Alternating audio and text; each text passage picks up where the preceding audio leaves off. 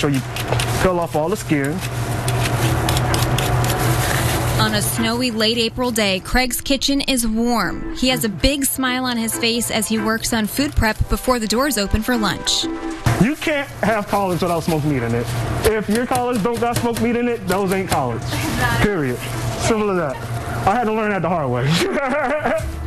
His laughter fills the room and his voice booms as he talks about the food he loves to cook and loves even more to share with his community, with customers who walk from Rockville General Hospital and across the street from Rockville Superior Court.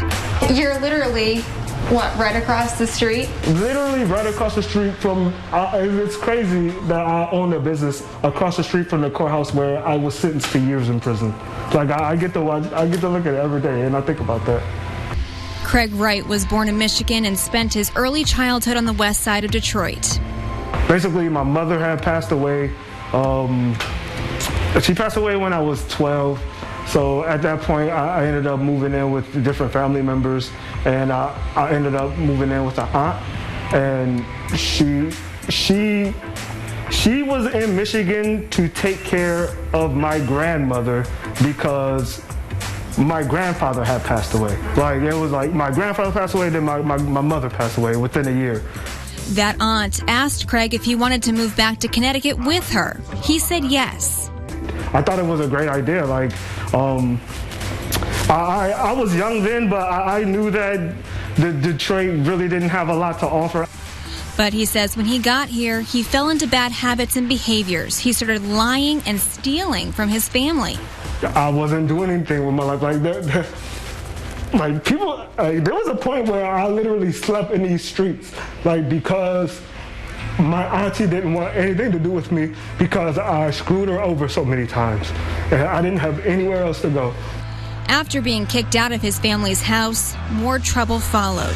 From the day he turned 18, he was on probation after he was first arrested at age 17 for being caught in a stolen vehicle. Basically from 18 all the way to 25 when I got out of prison in 2013. From 18 to 25, I was just in and out of prison. I was either in prison, I was on probation or on parole or in some kind of program. Like I was under some kind of supervision. But it's because I kept making the same decisions. He was dealing drugs and says his house was raided by police twice. It took hitting rock bottom before he realized he needed to make some changes.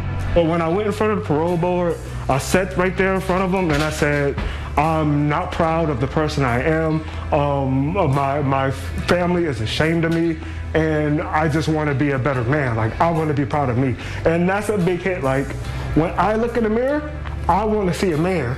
Like, because that's very important to me, that I be a real man. He started looking for a job while he was in a halfway house finishing out the remainder of his time. Robbie Neiman owned a restaurant in Windsor at the time and called right back for an interview. The fact that he was in the halfway house at that time, convicted felon, didn't even faze you? No, not at all. I don't really look at that, to be honest. I kind of look at clean slates, and in this industry, you deal with a lot of different kinds of people, and I've had my own issues that I definitely had to deal with. So as far as Craig's past, it was irrelevant. I was more focusing on the future and what we were going to do together. Neiman says Wright came into the interview prepared, and he knew the bus schedule. I just basically told the bloke,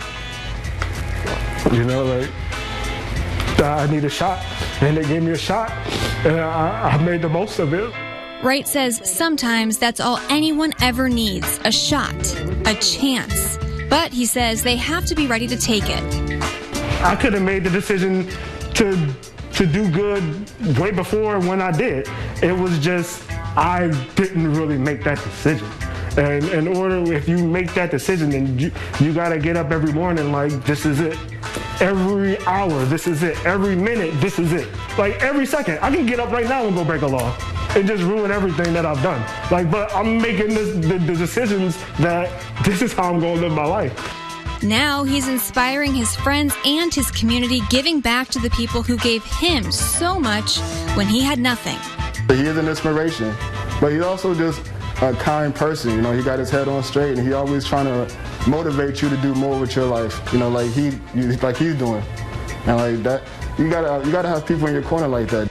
Craig is a energetic guy that recognizes the last question you just asked me, recognizes where he comes from, I think, and understands why he needs to give back. So that's the reason I'm standing here, is because it's an important part of his character that he wants to spend so much time giving back to the community. And as he looks out the windows of the business he's worked so hard for, he's constantly humbled and reminded of how he got here and how far he still wants to go. In Vernon, I'm Caitlin Francis, Channel 3 Eyewitness News.